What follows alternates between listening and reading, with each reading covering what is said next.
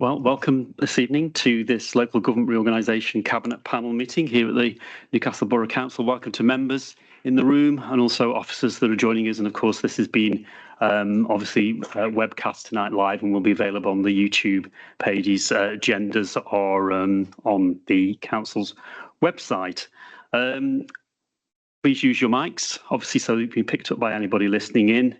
And of course, item 2 is items for declarations of interest. I'm going to ask the Chief Executive to remind us of the dispensation for councillors in respect of local government reorganisation. Thank you, Chair. The Council has previously agreed a number of general dispensations, including the setting of council tax or a precept under the Local Government Finance Act 1992 as amended, setting the local council tax support scheme and setting a local scheme for the payment of business rates, for example.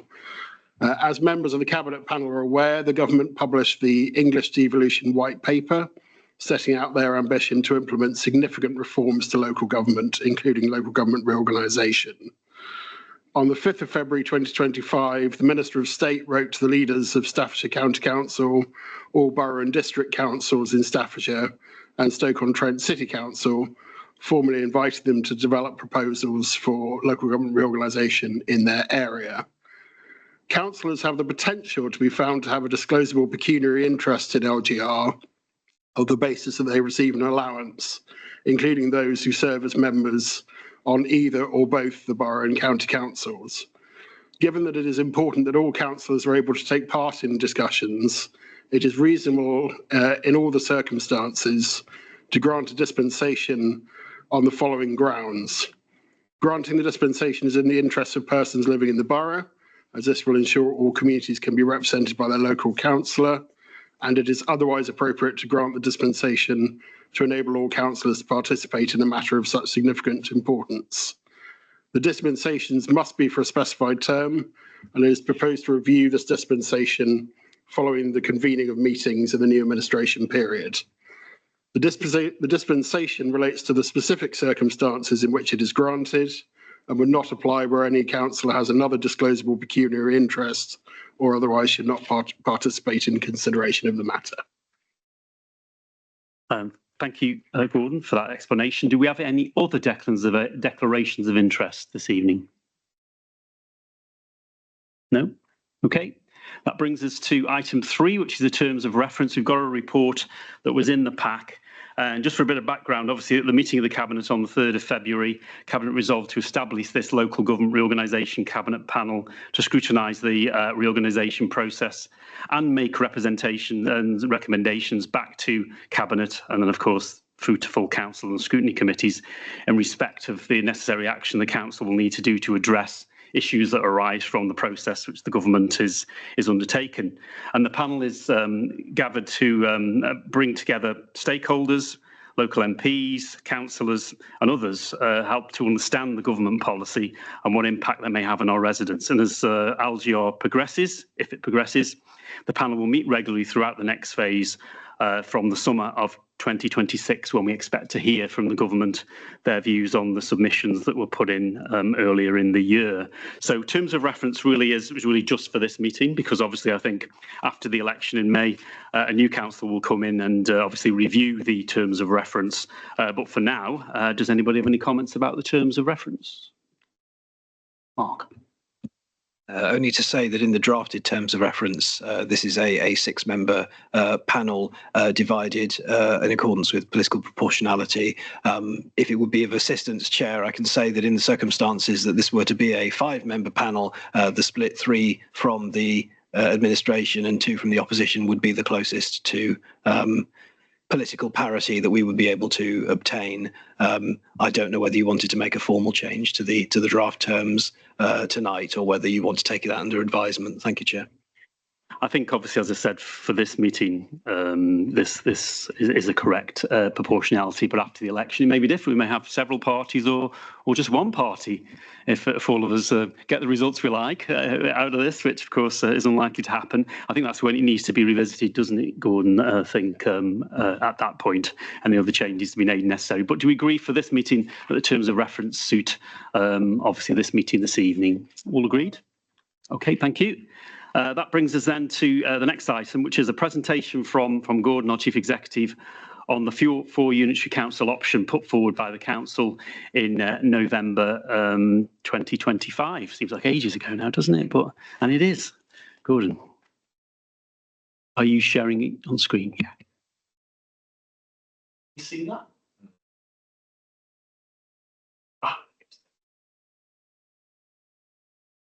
Thank you.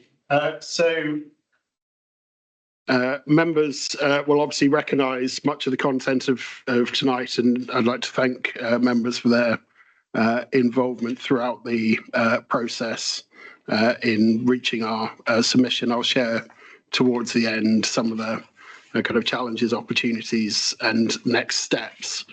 But to remind the panel, in the development of the options following the interim submission in March of last year, 5 options were considered, as set out on the screen here. We engaged with professional advisors to support us in that task, and through that assessment, worked our way to a preferred model, which was brought to November's special full council meeting. So over the next few minutes, I'll take you through the process, rationale and work undertaken to this point, how this council believes it's a credible proposal, that it fits within government criteria, some of the challenges and importantly the opportunities that we see for LGR in our region. The proposal did receive strong cross-party support and meets the needs of residents, businesses and stakeholders across the region in respect of reach and scale. Of course, it's recognised the context of this, where there will be comparison of aspects of this proposal against others. I think it's also worth setting out again for clarity the political imperative under which LGR has come about. And we obviously have our scheduled all-out elections in a few weeks' time, so positions may vary as we move towards that scenario.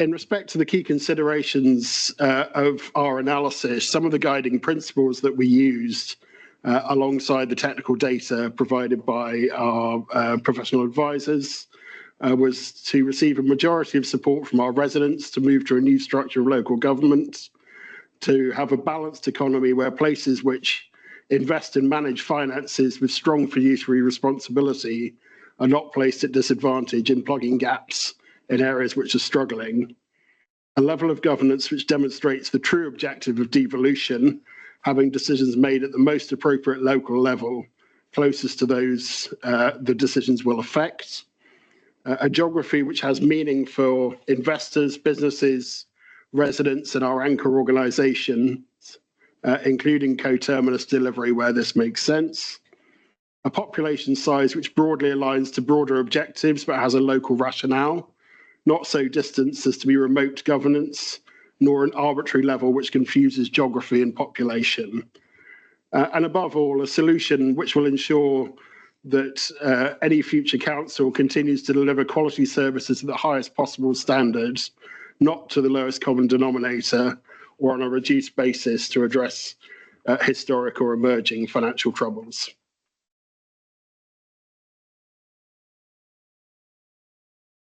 So the proposed unitaries which form the 4 unitary model are set out here, as you will have seen. I think it's worth just reminding ourselves of the geography and the population size, and we may come back later under discussion around how these compare with some of the more recent announcements through the Devolution Priority Programme, which were issued by the Secretary of State last week. In respect to pre-submission engagement, we undertook a range of engagement within the time available, focusing on both active stakeholder engagement, and some of those are named consultees in the consultation process, which has just finished, as well as a broader resident and stakeholder engagement. Views varied both within stakeholder groupings. So, for example, the business community wasn't united on its particular view, as you might expect.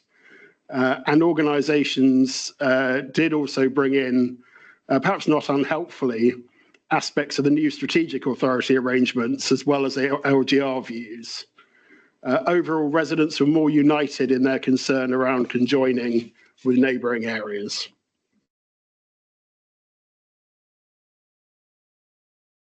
I should have said that was just a word cloud of the most occurring words in our own engagement.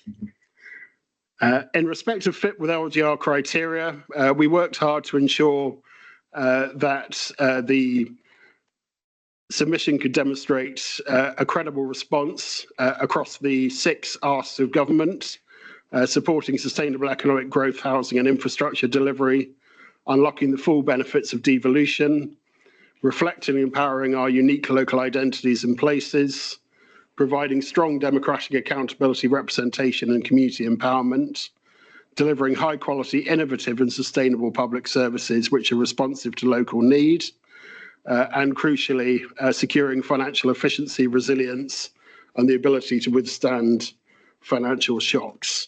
And that was very much front and centre in the criteria that we fed back in our full submission. In respect of financial sustainability, which is clearly a key question, we do believe that the proposal for smaller but agile unitary authorities brings a blend of local benefit and financial resilience. This was looked at in detail through the modelling, where we took a fairly cautious view of elements like transition costs, so assumed that the transition costs would be high, and also assumed that the payback periods would be long as a starting position. The modelling showed that of the 5 proposals for Staffordshire, this proposal would have the least council tax foregone over a 30-year cycle, and that payback could be achieved across all 4 unitaries within 2 financial cycles. The submission also demonstrated that aggregation and transition costs could be effectively managed, and that really builds on the third point of track records of financial prudence in Staffordshire, that generally we're starting from a good place. The government, as you will have seen, have been particularly careful in saying that any announcements around financial support for areas does not set a precedent for other areas. So we're not anticipating that any model in Staffordshire would, by default, get any particular financial support. The costs do, however, reflect commitment to democratic representation. So the modelling and ask of government includes a higher democratic representation figure than some of the other proposals in Staffordshire. But ultimately, the case does demonstrate that there are 4 authorities here with an ability to withstand financial shocks. And that, I know, speaking to members through this process, is what other smaller authorities have demonstrated and are able to demonstrate. Where we've seen particular outliers, it has been due to factors that are not necessarily within the day-to-day delivery of council services. So some smaller authorities, for example, taking a riskier appetite for investment, for example, which is not the intention here.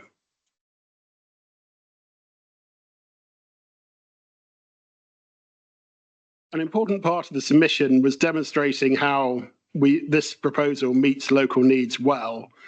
And in doing so, I think we were quite careful to set out the need to retain cultural and historical value proposition across all 4 proposed unitary authorities. So effectively, what are the groupings that best reflect that geography, history and culture? Secondly, if we take fair, decent and legal as the basic building block of transition, that's exactly what we're expected to deliver should LGR proceed. Our proposal sets out how we move to better delivery for our community. So what can be the wins for the community in that transition and into the new authority? Thirdly, identifying as an important marker the opportunity for shared service delivery and greater social value. So when we think about shared service delivery as a starting place, that would consider elements such as shared IT systems, HR systems, back office systems, but also crucially areas such as procurement, where we know that when it comes to purchasing power, councils are often placed at a disadvantage in any negotiations. So thinking about, what's the right level where it makes sense to have a shared service approach as a starting place. There are models of shared service delivery in other areas, so adult social care. The Borough model in London has been a long-running example of that, for example. But it's not intended that would be a day one transition. Really, the opportunity for shared service delivery would be at the point of transition to think about, if we're disaggregating and reaggregating, what makes sense to do on a larger footprint, and that will largely be those kind of back office services, transactional services, functions and systems that better deliver across Staffordshire and Stoke. Fourthly, developing a strong foundation strategic authority to mayoral strategic authority pathway.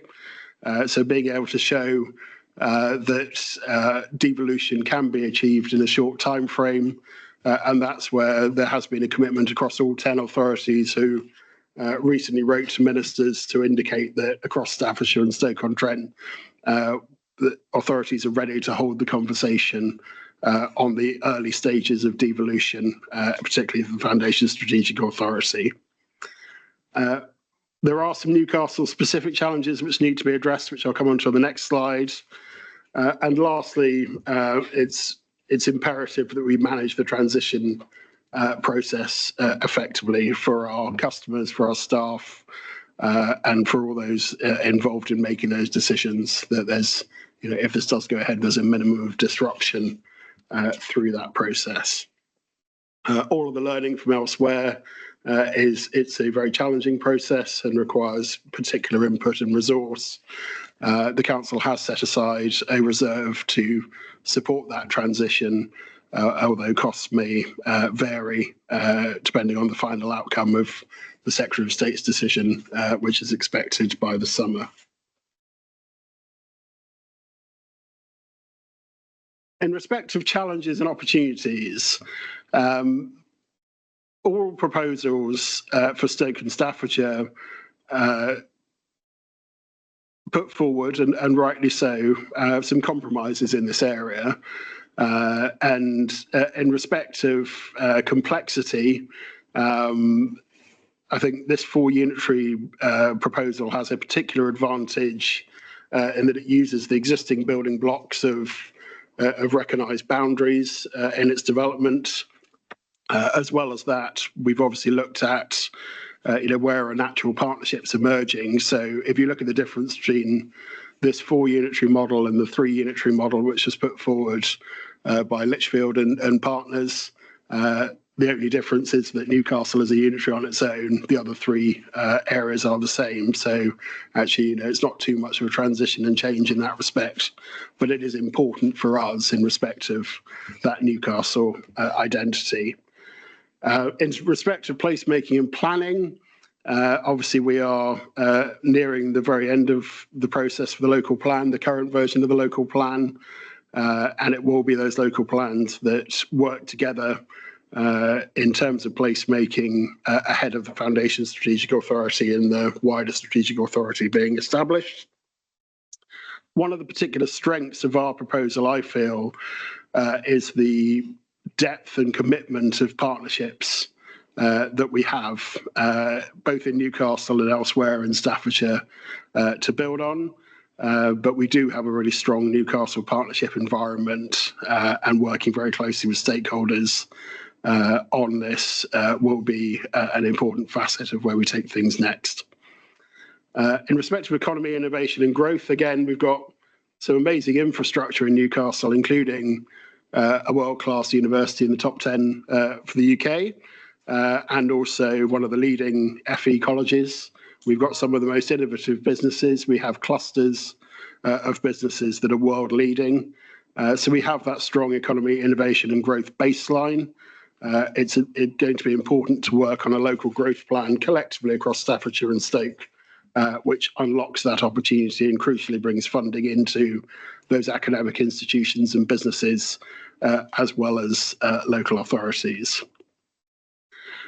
We have a mixture across our area of parishes, towns and local democracy. So within our own boundaries, we have a mixture of parish and unparished areas. And in our commitment to local democracy, we've undertaken to look at that as part of the process to ensure that, again, decisions are made at the most appropriate local level. In Newcastle, we've raised with government that we do have some features of our history, heritage and tradition that are, if not unique, then rare. So, for example, we have active burgesses in the borough. That's not the case everywhere. And we have committed to work with the government's civic unit on what that looks like going forward.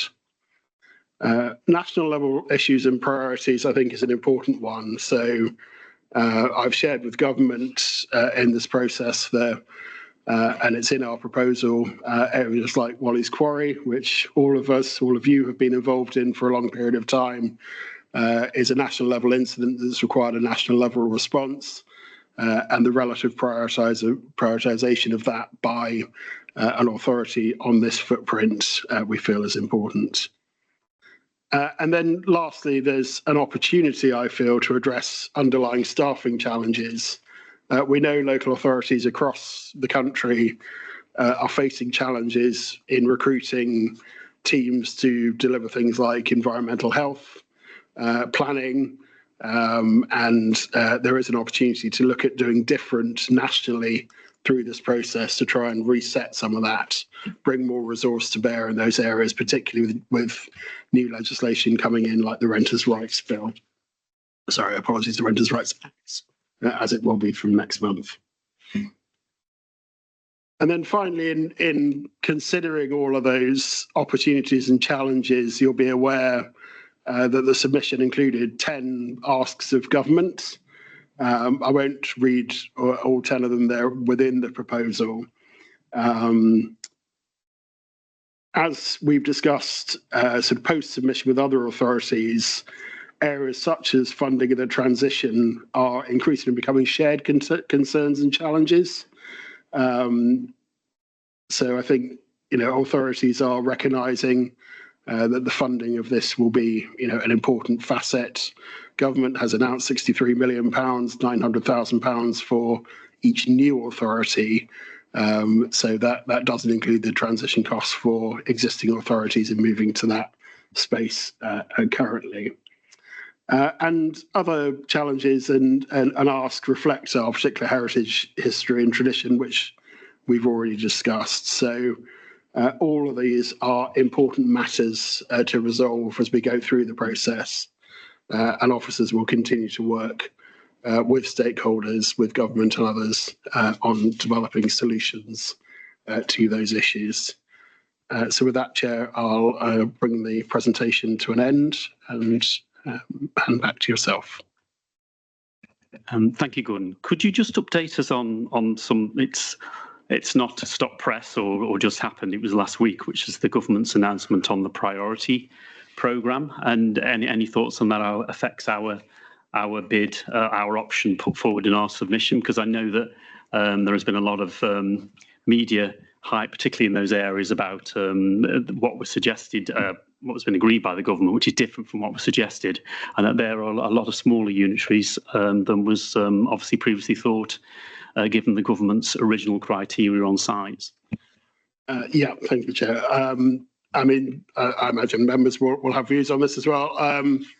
Certainly, perhaps in looking at the LGIU analysis of this, which came out on the same day, one of the key features, as you've noted there, is the size of the proposed new authorities. So in areas such as Suffolk, the 3 authorities are around 250,000. population each. In Norfolk, it's around 300,000. And if you think back to our proposal, we have 3 unitaries sitting at around that 300,000 mark, one slightly under, but on a growth pathway. So I think that's one feature. The other, which we're doing a bit of analysis on at the moment, is the government's option, again in Suffolk, to divide across parish lines, so not to maintain boundaries. Obviously, there is one proposal in Staffordshire which includes that option. The guidance was to look to avoid that where possible, or make that a credible option because of the increased complexity of adding a boundary review into that process. But that's been another decision that the government's made in another place, and again, not setting precedent necessarily. There are some smaller authorities, albeit they may have their own unique circumstances. So the Isle of Wight remains the Isle of Wight as a single unitary council. Interestingly, as a counterpoint to that, the largest authority out of all of the mix so far is one in Hampshire, which is around the 500,000 mark. That's starting to look like an outlier rather than a model at this stage. And then, as members will have seen, there is still discussion to be had in East Sussex, West Sussex and Brighton and Hove around the outcome of that model. So it's not necessarily implied that a decision will be made for each proposal area. It may be that government seeks further engagement, clarification. So I think those are some of the key takeaways, but certainly the size one was one that was quite heavily featured by the local government press and the LGIU as a notable feature in this round. Thank you. So perhaps the government is coming around to the fact that bigger isn't necessarily better, but we'll wait and see. Opening it up now to sort of questions or comments on the presentation that Gordon has just given. Andrew. In no particular order, is the panel or more widely council going to get a copy of the consultation responses? That's one. Something you said about payback being within 2 financial cycles, just to exclude my ignorance, is that 2 calendar year budgets or 2 MTFS 4 years? Which It's the latter, 2 MTFS.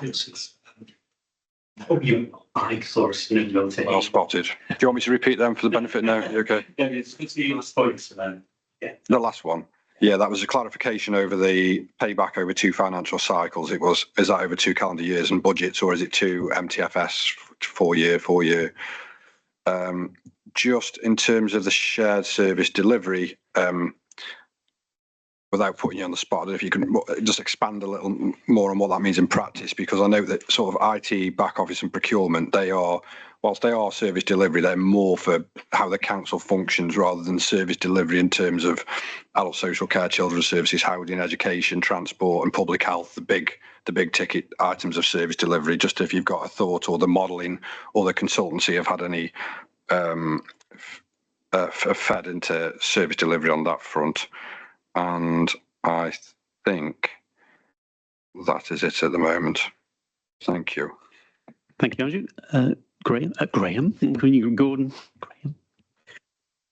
On the consultation response, yes, we'll share a copy of that with the apology. Was it getting to bad habits here? Yes, we'll share a copy of that with the cabinet panel. The submission document. Yeah. On examples of shared service delivery, so one of the examples that was included within the proposal as an existing model to use, develop and grow is waste. For example, we have the existing Staffordshire Waste Partnership. We know that there are some challenges coming down the line in respect of new facilities needed across Staffordshire. So the intention would be to work, as a whole unit in Staffordshire rather than, as 4 separate entities. So we're not looking to develop a whole structure of new energy for waste plants, new disposal methods. That's a partnership that's already working well together. On children and young people, we know, and we share with the government, there are some particular challenges in areas like Newcastle around care experienced young people and the number of care homes that we have in the borough. And again, we'll be looking to work, on a creative solution across Staffordshire for, more of a balancing of that provision to, make it more efficient and productive, but also to give better outcomes for young people. That obviously requires, a lot of work over time, and that's why, I talk about the segmentation of, and this is certainly the experience of areas like North Yorkshire have just been through this process. Is there simply isn't time during the transition to do all of this work. But I think what's really important for us in terms of moving from proposal to delivery is to keep that horizon in mind. So actually to look at those big services areas, exactly as you suggested, Councillor Fox-Hewitt, work ourselves back from those horizons and ask ourselves, what is the best method of delivery that doesn't impact on the accountability that each authority has. So each authority has a statutory responsibility for children's services, for adult social care, for health, exactly as the two-tier system operates now, where those individual responsibilities sit with individual authority areas. So it's about what are the logical things to progress in that space, and that's why I talk about those systems and operations that sit behind this.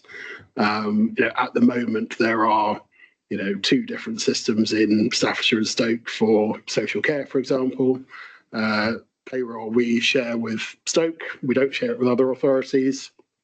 Procurement is done on an individual basis at the moment, and again, coming back to the waste example, we know that each waste collection authority going out to procure for refuse vehicles, faces a market which knows how to negotiate, if we put it that way. So we're actually getting a bit more firepower by using, the size that Staffordshire and Stoke is to our advantage would look to make sense in that equation. And we feel that, those building blocks can be put in place fairly quickly because we have to do the work anyway around that, disaggregation, reaggregation, including of those, functions and systems. So that would be the starting place on that journey.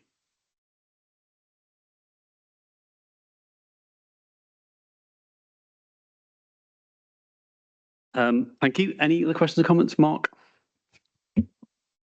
Thank you, Chair. Can I thank the Chief Executive for the presentation and for the work underlying it, which goes back to the formation of this authority's response to the government's call for proposals some time ago now, although, of course, things have changed perhaps in the meantime. And can I also put on record thanks to the Cabinet for recognising the importance of this stream of work and for convening a panel on it. I think this is going to be something which does require cross-party analysis and which has received cross-party analysis at full council. I don't want to go over the political points that were made when it was discussed at full council, because I think we all know what our views are on local government reorganisation. But what I will say is that there is a famous thought experiment, which is, would you rather fight 100 duck-sized horses or one horse-sized duck? And I feel very strongly that one of the problems with this process as we go through it is that by engaging with it at all, we are accepting the government's terms that reorganisation is a benefit, unalloyed or alloyed as that may be, and it's a profound regret to those of us who think that there is much in the current system to be proud of, particularly this authority. I was wondering if the Chief Executive could confirm among our asks, and I know they're ancillary to the main thrust of making that proposal, among our asks, I think, is a point that we would like to see devolution accelerated regardless of the progress of local government reorganisation, because what is contained within the local government, the community empowerment bill, is local government reorganisation and devolution, or the parts of it that will affect us particularly are those two elements. And devolution is something that we've been crying out for both in Newcastle and across Stoke-on-Trent and Staffordshire. We don't seem to be getting that, but we do seem to be getting the bits that nobody asked for and that weren't in the government's manifesto. do we have any expectation? So firstly, is that very much one of our points that we're asking for? And secondly, is there any indication that we will get good answers to those questions or to those points that we raised? And if so, will that come at the same time in the summer that the Secretary of State reaches a decision on boundaries and whatnot? Or will it be, will we get anything additional out of government separately, do you think?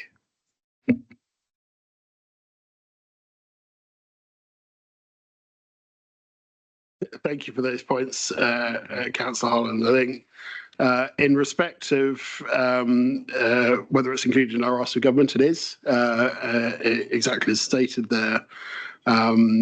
Obviously, work was done prior to the LGR process, so prior to this element of the white paper.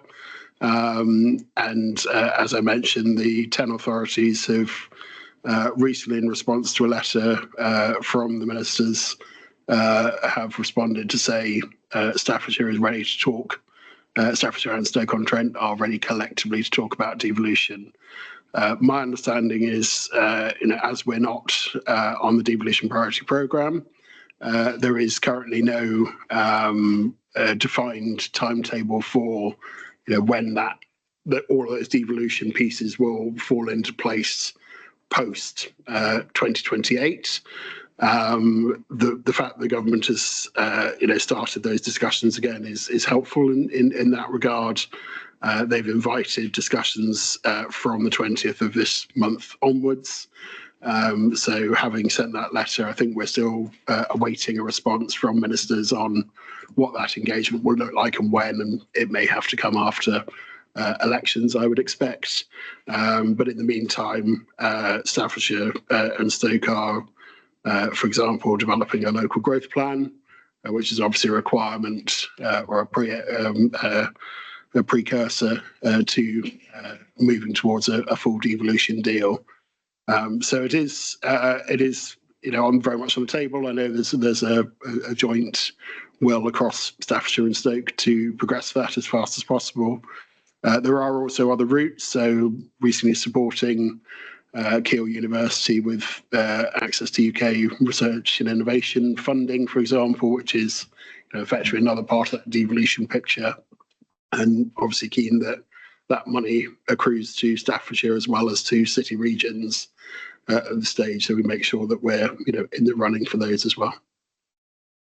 Thank you. Just on that, I was pleased to sign the letter along with the other leaders from the rest of Staffordshire and Stoke. It really takes us back to the pre-November 2024 agreement of to put forward a bid for a strategic authority, as the government then started to call them.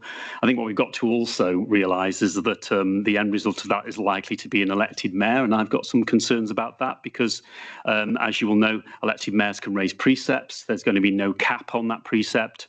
And also, they can also spend that money outside of what are the mayoral responsibilities. These were changes to the bill that were made just before Christmas, just gone. So I think let's have those powers in devolution.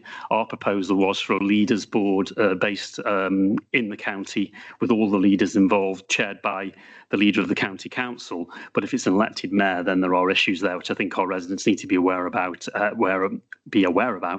The obviously possibility of raising council taxes on top of anything that may happen through the LGR process. Any other questions and comments on Gordon's report? Andrew. Yes, thanks very much, Simon. Yeah, thanks very much, Gordon, for that, which I thought was a pretty fulsome report. A couple of things that spring to mind. First of all, I mean, unlike some, I think a lot of hard work has gone into this, and it's been worked through quite well. It's cost quite a bit of money.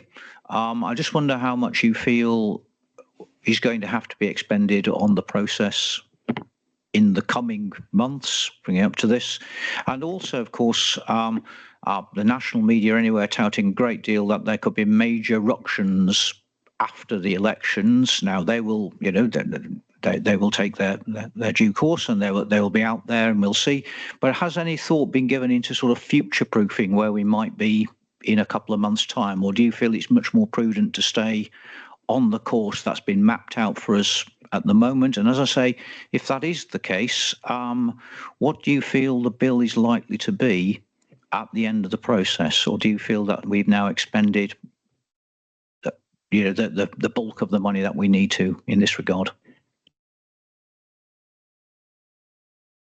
Yeah, that's the fear. I think probably a couple of observations is, certainly from an officer perspective, what we've sought to do is to prepare for the timelines we've been told by government. Those have, been repeated several times, particularly in recent months, as the timelines that will proceed. So to speak to your question, which I think is around the kind of risk planning of this, there may be delays, there may be changes, but in preparing for the kind of shortest term scenario, we'll work and adjust from there if we're required to do so. I think all of the learning from other places is, the earlier you start, the more you can do. But there's, on the sort of converse side of that, we are probably fairly limited in what we can do before that decision is made, whether that's before summer recess or, as we've been informed, or should the timetable change. That's obviously a consideration. In respect of the resources, I would probably note that across Staffordshire and Stoke, there's been a kind of range of early assumptions made at this stage. So we sitting kind of in the middle of that financial trajectory. Some authorities have not set aside any money as yet for transition. Some have set aside a little bit more than us. So I think we've been prudent in our assumptions for the next stages of where we need to get to on this part of it. But those transition costs will be over a 10, 15 or longer year period through the adjustment. So it's not just the money to vesting day. As I've mentioned, government will provide a pot of money for each new unitary, but experience from those places who've been through it voluntarily and elsewhere is the sums are substantial in moving to that kind of final stage of delivery, and some of those costs may yet be unknown depending on the outcome of the decision that the Secretary of State makes ultimately in summer or when that decision is made. So I'm sorry that was not a full answer to your question, but in doing the modelling, I think we come back to we've been as cautious as possible in our assumptions. We haven't looked to be over optimistic, say we can deliver at a very low cost, when actually looking at the experience from elsewhere, and that's working with professionals who've not only been involved with councils who've done this, but actually have worked in councils that have done this. Their strong advice was be cautious in what you're assuming. Thank you. I think it's also a good point to make that any money spent towards the transition to local government reorganisation, the government have said it must be in a separate reserve, haven't they? Which of course is what we set up in February, is when we set the budget as separate reserve. And I was in a meeting with leaders and members of the civil service from the relevant department, and they said that was for a proof of money spent. It was necessary for it to be in a separate reserve for that purpose. So we've done that. On the money mention of the 65 million, I think it was 63 million that the government were giving to areas under LGR, that came after the climb down on the elections. If you remember, when the elections were in those 30 areas were going ahead. We've had clarification on that, and that's what you've stated, isn't it? It goes to the upper tier, it goes to the new authority, sorry, not to the existing authorities like Newcastle Borough Council that will be putting the work and the resources into this transition from our side. So I think that's disappointing that it will go straight to the new authorities if they're set up after next May, rather than to authorities that are expending money now and doing work on the process. Just to make that clear. Any other comments? Mark. Thank you for offering me a second bite at the cherry. I'll mention it because it was something that you introduced, Chair, in your opening remarks. We've seen now the government's proposals confirmed for Norfolk, and we've seen that the size of those authorities, the population of those authorities, is a lot smaller than was initially expected to be endorsed by government. And I have this reflection that when all authorities that were invited to generated proposals, the government was very clear that the target floor in terms of population size was 500,000, it was 500,000. And that's been the basis on which our proposals were developed. It's the basis on which the government's recent consultation that closed very recently was conducted. But now we find that perhaps the goalposts will move. And I know that there was a lot of ministerial nudging and winking prior to the recent announcements for authorities like the ones in Norfolk. But at no point had the government been extremely clear and said, actually, we've abandoned that previous number that we had in mind. We have a new, smaller number. Would we have done anything differently if we had known from the outset that the government might be amenable to substantially smaller unitary authorities than it had initially conceived? I'm not sure that we would have done, because our preferred proposal that we've endorsed does include a smaller unitary authority, one on the current boundaries of Newcastle-under-Lyme Borough Council. And secondly, are there future changes that may be made mid-stride? The leader referred to amendments being made to the bill before Christmas. Again, the powers of directly elected mayors contained in the bill were unclear or unformed at the time when we were invited to make our proposals for things like local government reorganisation and devolution. Is there any sense that there's going to be further shifts? Because an awful lot of this process, I disagree with, and I've been very clear about that. But is there anything else that is likely to change? Are we chasing a moving target?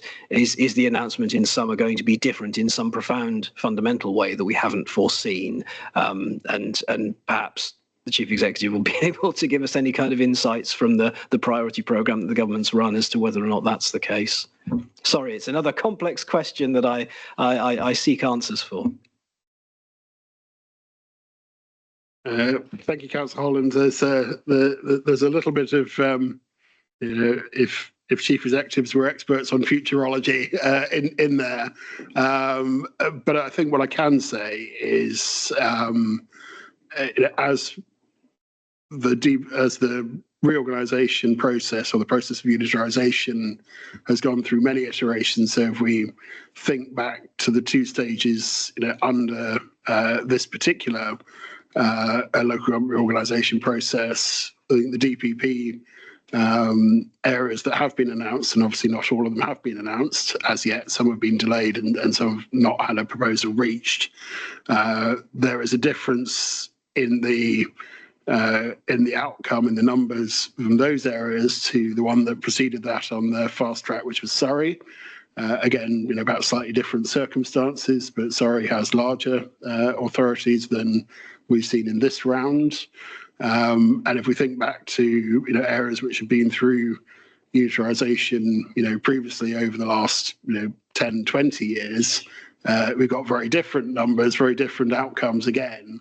So is there a track of evolution in there? I think that will be an interesting and I think helpful study, which we've certainly spoken to LGIU as encouraging them to do that work, to look back, to give us some guidance, to do the analysis, not just of what's on the table immediately in an announcement, but how does that compare to those areas that have been before? Because I think, whilst we haven't chosen to be in tranche 3, there is learning that could be taken from that from our side.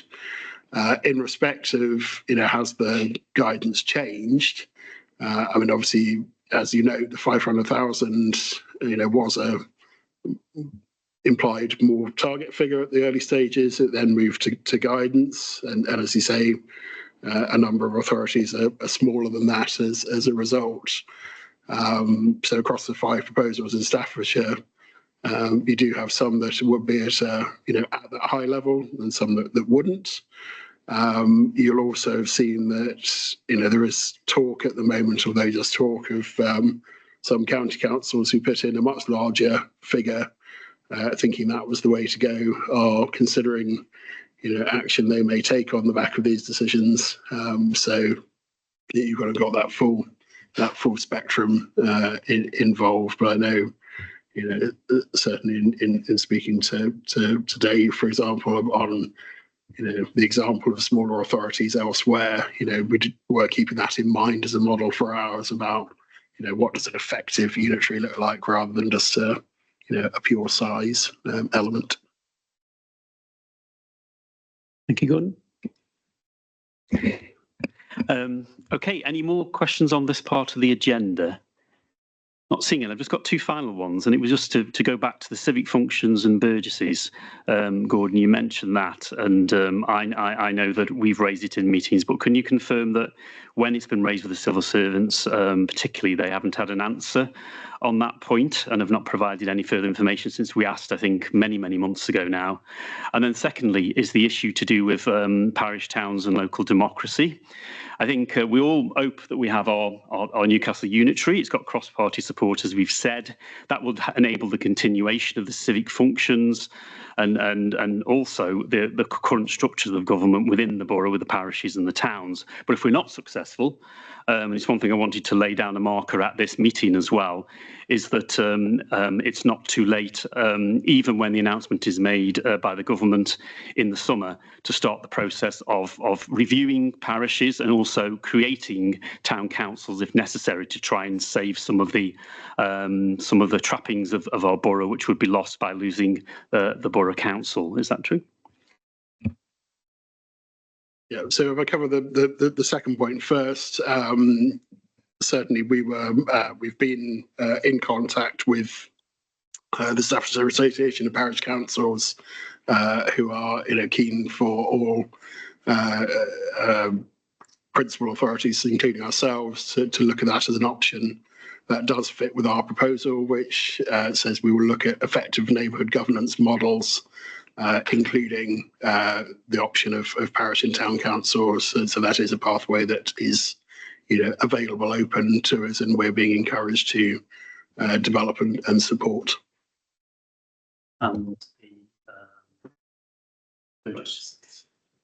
Yeah, so on the burgesses, we have engaged a couple of times with civil servants. They do have a civic team who are supporting LGR. I think it's 2 people. They're not big, but we have raised the questions up through our MHCLG leads a couple of times on this, and in meeting with our new MHCLG lead who came into post last week, have reminded and asked her that this be followed up, so we can get some guidance. So I don't think it was necessarily on civil servants' radar at the beginning. It's not something that they'd seen previously in local government reorganisation, but have given them something of an explanation of how the system operates here. Dave. Thank you, Chair. And just linked to that, and I think it's a note of caution more than anything else. It was mentioned earlier on in the meeting that one of the concerns about a directly elected mayor is the ability to set a precept without a limit.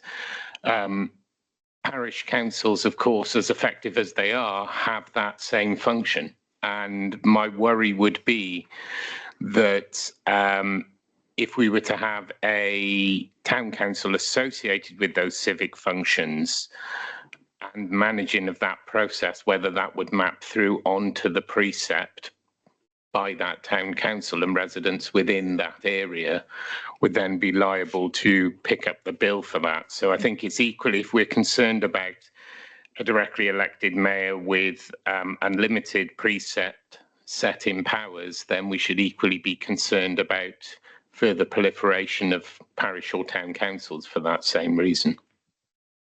Dave, and it's something which we made the point at the first council meeting about this. I think it was, goodness me, last January, wasn't it? Last January about that.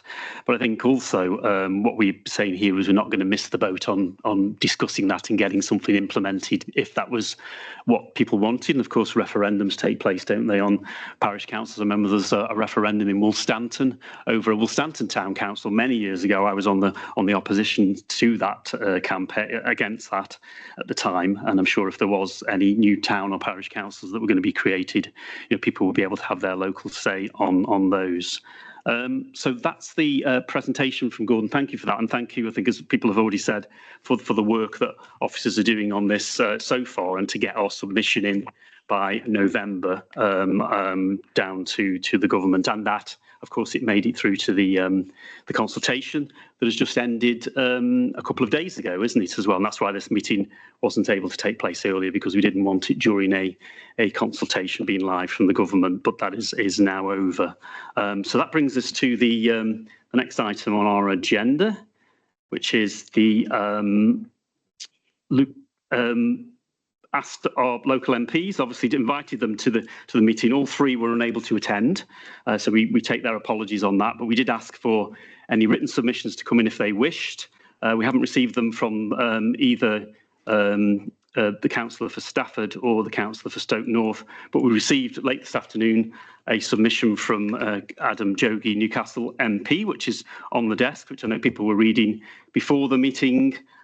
So we're open now to discuss, and then we can possibly formulate any further questions we might want to feed back to Adam Jogi if we wish.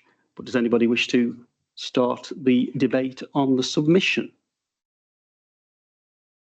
Just a point of clarity, Chair. I think you misspoke. You said the councillor for Stafford and Stoke. Did I say the member of Parliament, just for those yes, sorry, that may or may not be watching? Yes. Joe Ingham, isn't it, and David Williams. Right, that's fine. Lee Ingham, there you go. That was what I was worried about. I'd forgotten the first name, so I just called them the MPs, but then I called them the councillors.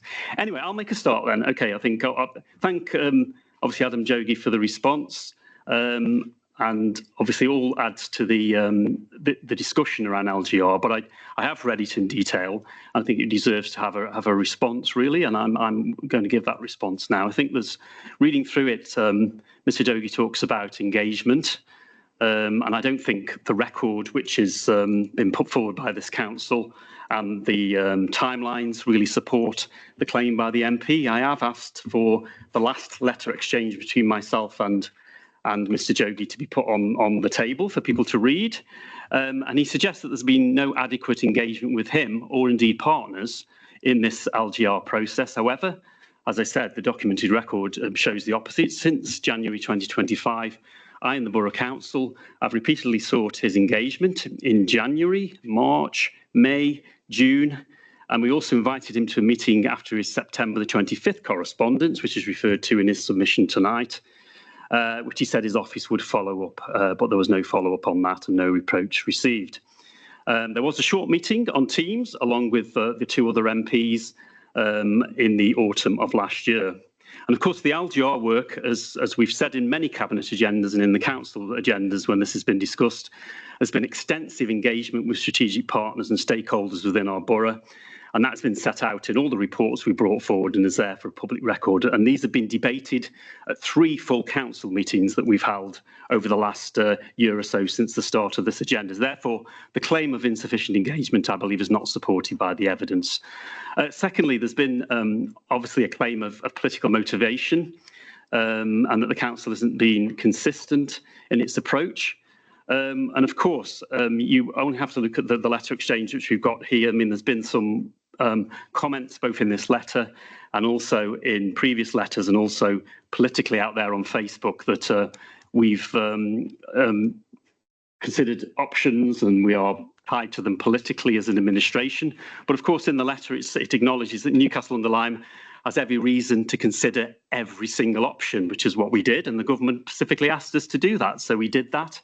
And I think those models that have come forward are for examination happened at full council, and full council chose the Newcastle unitary option, and we put that forward as a submission. And I think that's what the MP in his previous letters and also in his submissions he has been asking us to do, and we've done that. A lot has been mentioned about the 200,000. We've already mentioned what has been spent on LGR earlier in this meeting. And I think we've got to, and it's mentioned again, I think on page 2 of the MP submission tonight, is that this is because the government is forcing forward its local government reorganisation agenda. Nobody asked for this and nobody voted for this, and yet we are being asked to put in the proposal. And what we've done is put forward a proposal that enjoys cross-party support. We've got 11,000 residents that have signed a petition opposing the merger into a large authority. And I think we have done what we had to do on behalf of our residents. So the council, I think, is not putting party interest forward, it's putting the interest of the borough forward. The quality and seriousness of the council's work comes up in the MP submission, and he describes it as inadequate and incompetent in places, which I think is a smudge on our officers for the work that they have put in on this, that we've then endorsed as both cabinet and council. But I think it's contradicted also by the published evidence. The LGR process put forward by the government requires all councils to submit models submit them by November 2025 in line with their timetable, and the council's proposals were prepared with support of an external consultant and in accordance with the national criteria that was put forward by this government for those submissions. And the government documentation confirms, as we've seen in the consultation, that 5 models were submitted and 5 models went out to consultation because all 5 of them met the government's criteria. So I think that shows that the work that's gone on is compliant, professional and supported by facts, and also supported by cross-party in this council. So the MP's characterisation is, I believe, without foundation in his submission tonight. Also, the public support is clear, I believe, for the council's position. The MP speaks about in his submission here about the importance of local identity and democracy. And I think the council agrees with that, and I think the people of Newcastle agree with that. That's why the council has proposed a proposal that protects the council's and the borough's identity by creating a Newcastle-only unitary, headquartered here in Newcastle, and avoiding being absorbed into any larger, more remote authority, such as Stoke-on-Trent. And I think the strength of feeling, as I said, is undeniable, with 11,000 people signing a petition opposing such merger to a large authority. So I think the council is aligned with the community. And it'd be interesting to see, more from the MP, how he aligns with those views that are being expressed by the public. And we'll wait to see what the government's consultation brings out. And then there's a part in the submission where the MP criticises the current 2-tier system. He points to examples of coordination challenges in 2-tier structures. They're individual cases, of course, and each of them could be discussed tonight, and I could rebut quite a lot of them from the Borough Council's point of view, but we aren't here to do that. But I think our council's performance is strong. The council has delivered high quality, cost-effective services, and we've done official, every year, annual efficiency reviews that have delivered over £10 million in savings since 2018. And another £1 million savings this year because of a cut from the government. We've had to absorb that over the last year as well. So I'll just pick one, the A500 issues and the litter, which is a cross-authority responsibility. As far as this council is concerned, it's doing what it should do, it's doing what it can do, it's doing what it's allowed by Hayes England, but it's also having to do it with £1.1 million less in funding from the government this year. That's not a structural issue, that's a funding issue. This council, I think, and this cabinet has been consistently stating it's opposed to this forced reorganisation, and the existing systems work well. So I think the critique in the MP's letter about the submission doesn't reflect this authority's position, or I believe what the views of the public are as well. I think I'd also say that the Newcastle First approach, which is mentioned in this submission and previous letters from the MP, needs to have actions and not just words. I think the MP claims that he favours the Newcastle-only model. That's actually a move forward, I think, from what we've heard from him before. I welcome that. But I think also he should be supporting the proposals with written submissions to the government, which he didn't do ahead of the November submission. Instead, I think that, if we'd had that, that would have strengthened the government, the borough's case to the government even further. Now, of course, the government has just been actively consulting on the models that go forward. We don't know the results of those yet, of course, but I think I know from speaking to civil servants, and I'm sure our chief executive could echo that, they confirm that local MPs will be a key consultee going forward on what unitary models are chosen in their areas. So I think it's for our MP to begin to take some of the things out of this submission and begin to talk to the government of which he's a part to protect Newcastle's identity, to keep us as an independent borough and as that unitary council, which of course we've discussed tonight, would be something which could move forward and I believe be a benefit to the people of this borough. And finally, I think I can rebut what the MP says about lack of transparency. I believe this council has been transparent, 3 debates in public, its own consultation, talking to partners, talking to key stakeholders in the borough, reporting those back into meetings so that people can see the agendas are all there. They've been to cabinet, they've been to full council. I have a ream of letters that I've sent to the MPs, only ever responded to 2.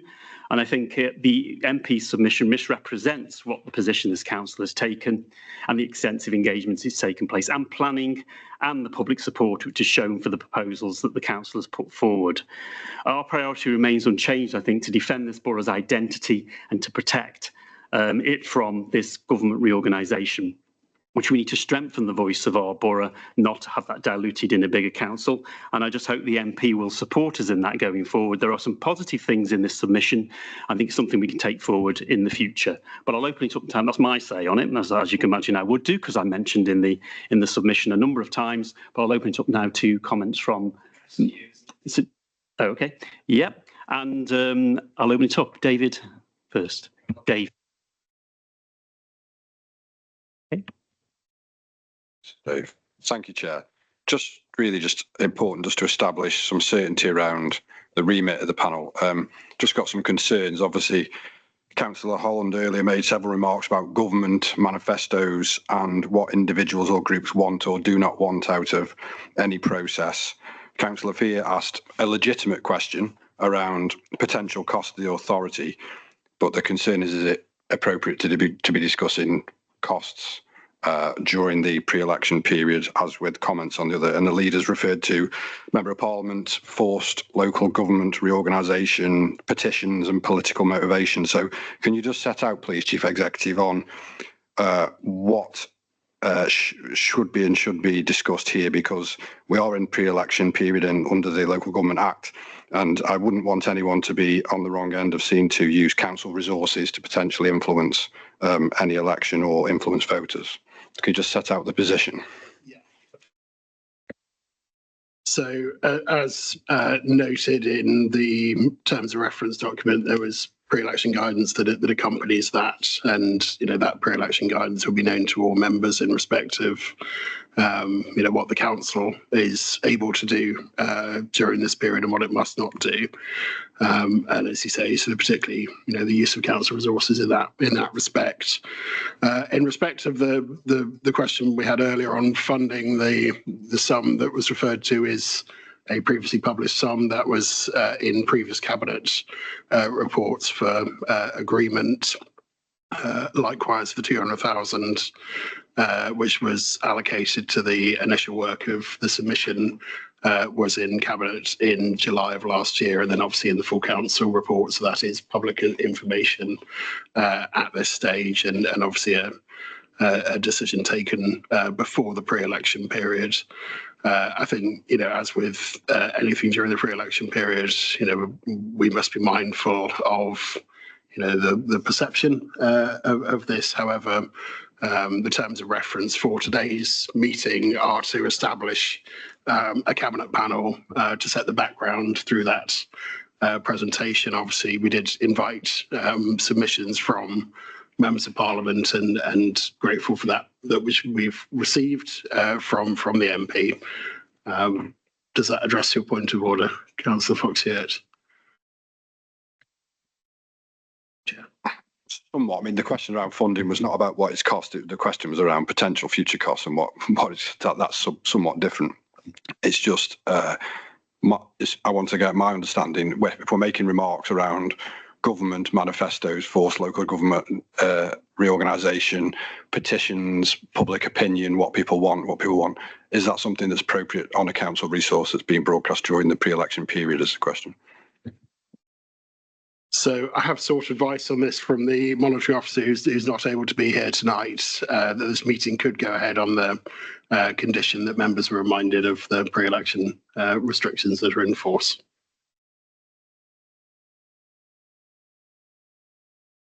Okay, Dave. Thank you. I'd just like to, just two things. First of all, I'd like to put in place my perspective with the existing system.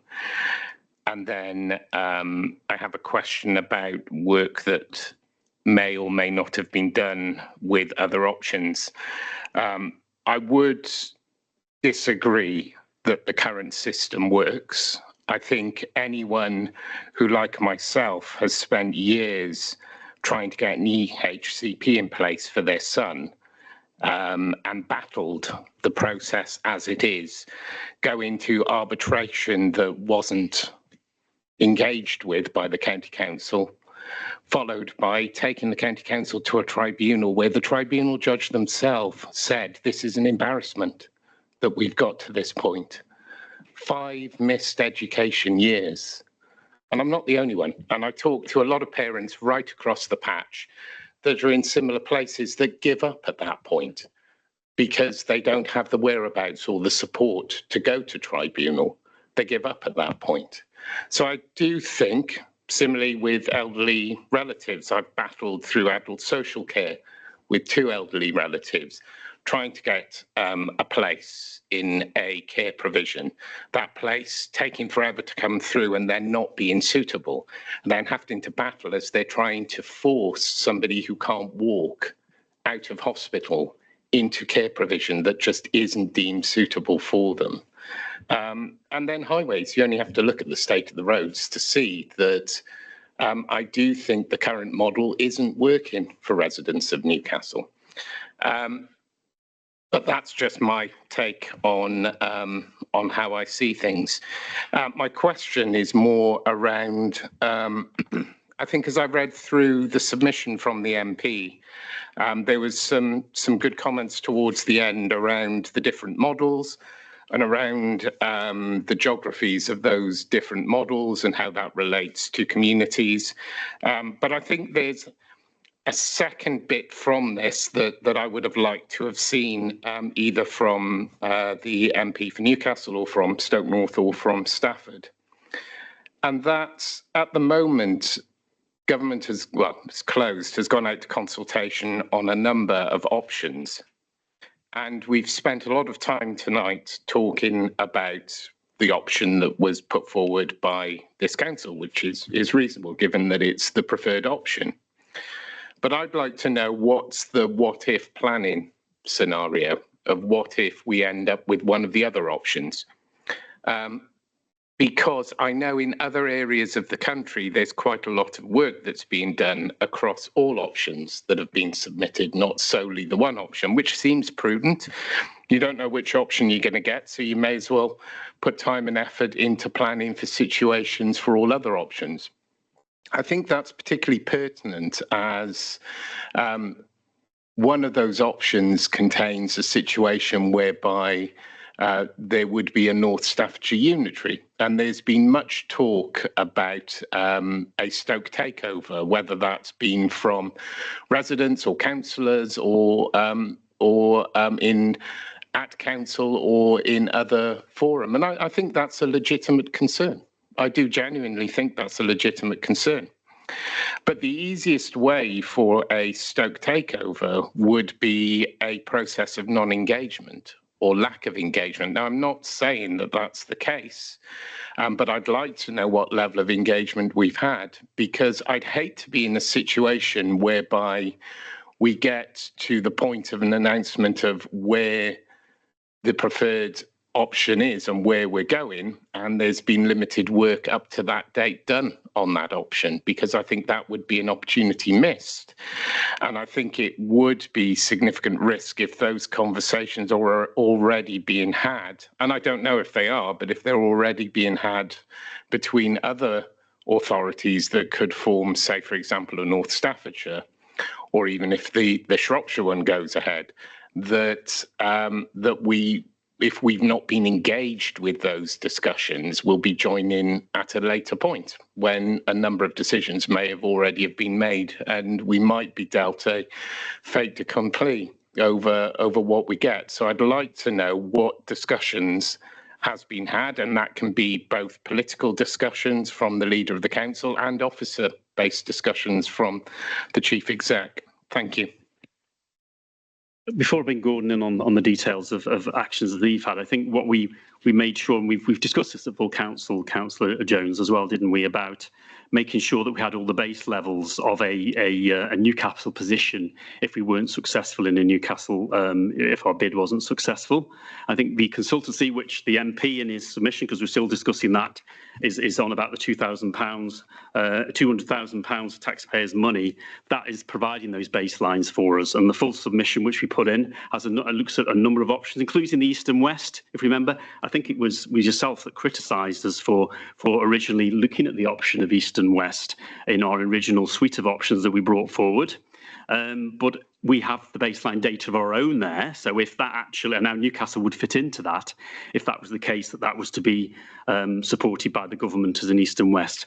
And also we had our consultants look at the North Staffordshire models and the other model put forward by Staffordshire Moorlands, which of course is almost like a North Staffordshire plus, isn't it, with two other areas out of Stafford and East Staff. So I think the money is well spent on our consultancy data that came forward and will help us in good stead, I believe, if we aren't successful in our ambition for Newcastle Unitary. As for my discussions as leader of the council, we've had discussions with Staffordshire Moorlands over their option. We had, didn't we, just before submission was in. But I must say, the lack of engagement from the City of Stoke, I may be already breaching Councillor Fox-Hewitt's political thing here, but it is, we are here to talk about free speech and tell the truth, is that I believe we have not been included in what, the city has put forward. And I believe that Moorlands haven't been that included in it as well. And I think that is one of the downsides of their proposal. And if you remember the feedback, which again is on our website from the government to the initial submissions, this was back in March, I believe, last year. They said that the Stoke model needed to be a bit more inclusive, that it was all Stoke-centric, etc. And we've seen since then no sort of reach out to us to help to refine their suggestion after that. And as I think I've said at full council many times, we were always open to discussions, and we've had them across the board, in area and outside area, with Shropshire, with others, and also West Midlands regional area as well, and also through the LGA nationally as well. But I mean, Gordon, your officers, you sit on the Chief Executive's group, which has both the City, Stoke and all the districts on. Yeah, so Councillor Jones, I'll answer from the officer perspective. As the leader's referenced, there have been a number of meetings across the 10 chief executives. We have met several times in the last few months to have a thought to what needs to be prepared post-July, including the standing up of programme management arrangements, work streams. So within this authority, we will stand up and are standing up work streams around service delivery areas, as you might expect. And looking at what the point is, there's been assent so far in that group that that July point will be a key point of activation. So we're limited in what we can do at this stage to actually do that joint working around before we know what the submissions look like. But there is a commitment across the 10 authorities that we'll do that logically with the best use of resources, that each of the 10 authorities will have a strong input, that workstream leads can come from anywhere. And I think that's particularly important in terms of that, parity of say across the 10 authorities, that, officers have an opportunity to be, at the table in the devising, designing, and critically, I think, bringing in the best practice, because whatever, that result is, to come back to the point around quality service delivery, if that is, the key aim or one of the key aims of this process, is, we and others have strong stories to tell. They're not all the same stories. So actually, there is that opportunity to take the learning, but that point of reflection is there, that the chief executives, are working together. We've worked collaboratively through this process. Even though there's been differences of approach, you're clearly in putting together different proposals in different ways. That commitment remains there to do that delivery for the best of our communities. But we've all put our best foot forward with our own individual proposals as well. Thank you, Gordon. And just to finish that off, I think I said at the January Special Council, at the March Council, and the November Council, that if the government wished to force forward a proposal that is not one which we have put forward ourselves, or did do in the end last year in November, that we obviously would work to make it a success and fight Newcastle's corner, and that remains the case. Mark. Thank you, Chair. I think I agree that Councillor Jones is right to focus on service delivery as a key element of what we're discussing, although I would disagree with his diagnosis. I think that unitarisation doesn't fix things that are broken. And if you look, for example, at the EHCP system, the problem is funding, the problem is focus, the problem is national and legislative frameworks. Changing from two-tier local government to a single tier will not in and of itself improve anything at all. You have to have the right people, you have to have the right policies in order to get anything done. And here we are being political. I completely agree with Councillor Fox-Hewitt that we should be mindful of the fact that we're in the pre-election process. But of course, we're all politicians individually. So while this authority is getting on with the business that it needs to, we as politicians are all going to have our own views, and it is right that we're given the opportunity to express them. Speaking of which, I completely endorse Councillor Tagg, your rebuttal, your comprehensive rebuttal of the MP's letter. Which is political. I have to say, game knows game, and this is political letter that's come. Some of it is relevant to what we're discussing tonight, and of course, the item on the agenda that we're discussing is to look at this letter that's come from the MP. So first of all, I'd say fantastic to get a response. Whenever it's received, whatever the quality of it. We've received a response from one of our members of parliament. We haven't received input from the others, although I would hope that we receive something in future from them. I know, because it was discussed at full council, that members generally on the authority are, if not critical, then certainly they have a critique to make of the way in which our parliamentary representatives have behaved through this process, as distinct from, say, Colonel Wedgwood or Paul Farrelly, whom we would have expected, I think, to be more punchy. That's perhaps not the word to use in relation to Mr. Farrelly, but we would expect to have a more muscular, visceral response to an issue about which, as we know, a lot of our residents feel very strongly about. Turning to the content of the MP's letter, I only have one, it's not for me to make recommendations to the MP, but here's some unsolicited advice, which he will undoubtedly receive either by watching the meeting or hearing it from colleagues. Page 2 of the letter starts with, my default view is to support a standalone unitary authority for Newcastle-under-Lyme. And about halfway down page 2, he does include a quote, unattributed, but he says it's from a member of the Conservative Party, saying that the Newcastle-under-Lyme Borough Council proposal, which we've discussed already tonight, was a political thing, not serious. And he says himself that he's very concerned about the inadequate and frankly incompetent way in which the proposal was developed. My concern about that is that, as we've heard tonight, the standalone unitary authority proposal differs from the 3 unitary proposal prepared somewhere else in the county only in the fact that the northern Staffordshire area is further subdivided into 2. If we accept, as we do, I think everybody in the room accepts that our proposals are promoted in good faith. They required a lot of effort and technical expertise to put together, just like all of the other processes, all the other proposals that have been brought forward across the county. And my worry is, if the MP is prepared to say to us in a public forum that we are inadequate or incompetent or that our leadership is hollow and unimaginative, what is our MP doing to advance our cause that we agree on, that there should be a unitary Newcastle-under-Lyme, behind closed doors? How is it helpful to us to have a parliamentary representative who is willing to rubbish us as an authority and the things we put out, even when he agrees with those things? And that's my concern, is that if the MP could be a little bit more coherent, we would all benefit from that. Having said which, I do appreciate the time that he's taken to engage with us, and I hope that even within his own party, it will be possible to persuade the MP of the merits of the way in which we've gone about this process, and the merit in supporting us in getting what the outcome that we kind of agree we should be arriving at. Thank you, Chair. Any questions in that? Just statement. Okay, Andrew.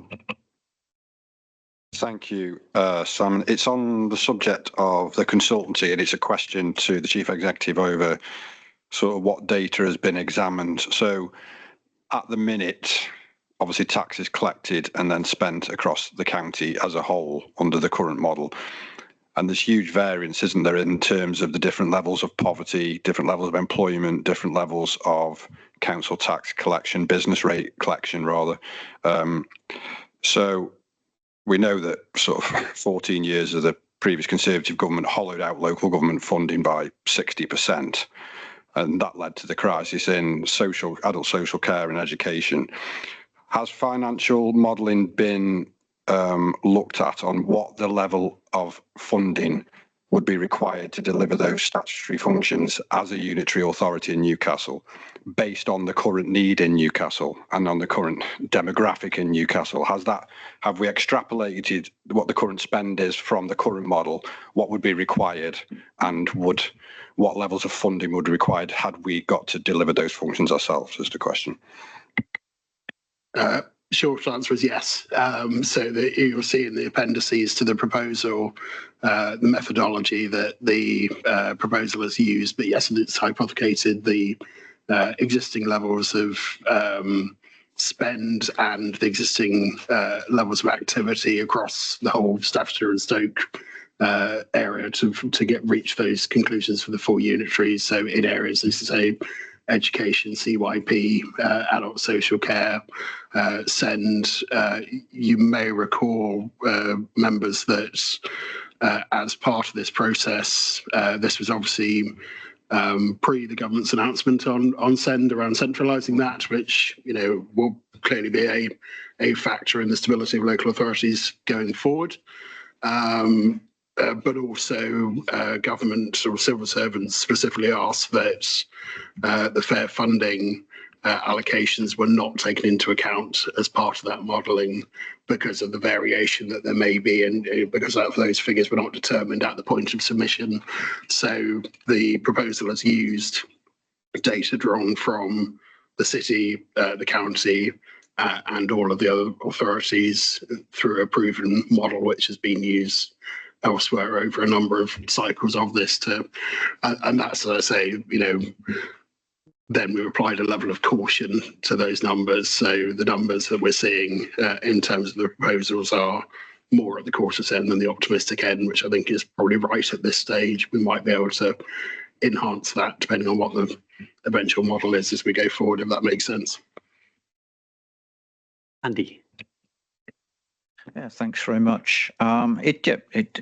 I too am cognizant of what's said about where we are in terms of time. I think we've also got an awkwardness, as Councillor Foxhew has just illustrated by making a political point in what he said. But I mean, it's almost inevitable that is going to happen. So I have no criticism in that regard.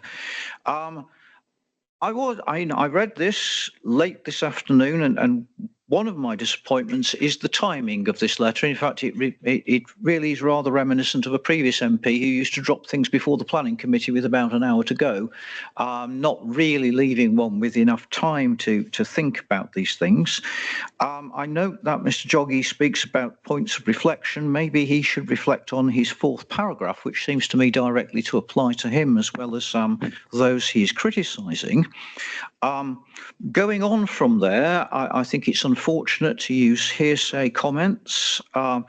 I think it's a little unfortunate, and it's perfectly legitimate, of course, to criticise one's political opponents. But here it seems to me the criticism extends into work that officers have done as well as anything else. Moreover, I think these criticisms are, if you like, somewhat apophatic. They don't actually give us any positives that what we should have done. It's simply criticism of what has been done. And indeed, that's perhaps the most disappointing part of this letter to my way of thinking, that we have a lot of negatives. We don't have very many positives. I note, in fact, that although the MP's stated view is a Newcastle-only model should be the preference, in fact, in his comments on the various options, the 4 unitary one is one which receives less comment than some others, including, in fact, the 2 unitary ones. And I also note, and I think this is factual, that the final paragraph of the 2 unitary ones is sort of positive, whereas in fact we end up with a 4 unitary one, despite it being the preferred option, as being a negative. I'm intrigued by the idea of the 3 unitary model, which is introduced towards the end. Perhaps we should ask the MP whether, because he says there's a valid argument there, whether he feels that that should be expanded. But in particular, I think, this to me is a sort of lost opportunity. If the MP feels that things haven't gone well, it would have been nice to have set out clearly for us what should have been there, so a positive agenda. And I'm afraid I don't see that here. So I'm a little bit at a loss as to how to respond to this. Arguably, it reminds me both of Dr. Johnson and Horace's Ars Poetica, but that's for a different evening, perhaps. As I say, I just feel rather disappointed. Thank you, Andy. Not seen any more speakers on this. I think, obviously, from the minutes of this meeting, I think obviously we will publish the MP's submission tonight. I think I'd also ask if the panel would agree that we publish the 2 letters exchanged in November, which are referred to within the MP's submission, and also if the committee would also agree that my response, which I've read out earlier, would also be put forward and submitted and added to the minutes as well as my response to that. All agreed? Thank you. That moves us then to our next item, which is the develop a forward plan for the Cabinet panel. Now, we're a bit truncated because we don't really have a forward future to look at the moment because we've got an election coming up. But how do you intend to deal with this item, or is it something that the next meeting would really look to put together? But Andy, you want to come in first before you do? Yeah, no, I just feel personally, Simon, that we do have an election. I think what we should do is schedule a date, and then those who are on this panel at that date can sit down and to decide the terms of reference and the agenda. I mean, I don't think we can bind the hands of our successors in any way like that. So that would seem to me the sensible way to go forward. I think I agree with Andy there, because obviously scrutiny committees, when they merge after an election, set their work programme. So I don't think we should really be setting a date. That's for the people in power after the election. If it is me, I'll be having a meeting pretty soon to set the work programme to go ahead, even ahead of the July announcement. I mean, we don't know when in July that announcement will come, do we, Gordon? Whether it's the beginning, middle, or end. I assume it would be towards the end if we've seen other announcements to do with LGR. But Gordon, anything to add?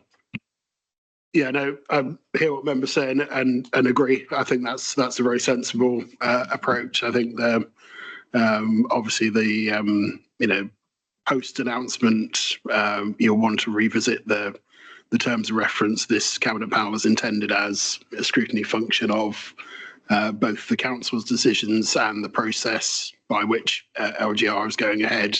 So between that announcement in, before summer recess, if we remain on that timeline, and the establishment of shadow authorities, it will be these authorities to scrutiny that decision, and then the Cabinet panel can make a decision as to whether it applies itself after the creation of shadow authorities around the fair, legal and decent transition into new authority structures, assuming, again, we remain on that timeline as planned. Thank you. Coming back to something we talked about earlier, and that is that sort of influencing the future arrangements. If it doesn't go our way, I think a panel under the cabinet with cross-party support would be a way forward to speak as a united voice. I think that we could take to full council if we need to make resolutions about the future. I think that's probably the best way to go, but that's for another day. But so date of next meeting will be decided in the future. So it just leaves me to say, obviously, thank you for attending this. I think it's been a good exercise, and thank you for the submission from the MP as well. And I think good luck to people that are standing in the elections personally, but not politically, apart from my side. But no, please have an enjoyable month. And of course, electioneering can be tough and hard, but also try to enjoy it. But why am I saying that? Because we never do. Thank you.